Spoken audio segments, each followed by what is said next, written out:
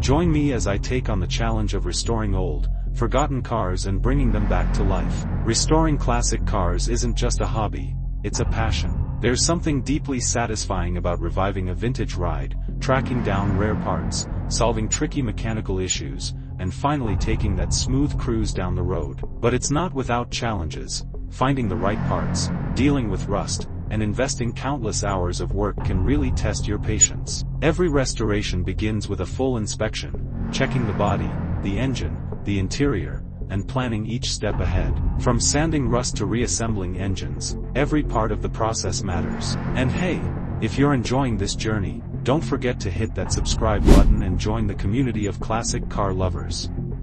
One of my favorite builds was a 1969 Mustang. When I got it, it was barely holding together, faded paint, torn interior, and a seized engine. But I saw something in it. After months of effort, it transformed into a true showstopper. The before and after was like night and day. Restoring old cars is a journey full of hard work, frustration, and triumph. But for car lovers like me, it's all worth it. Have you restored a car?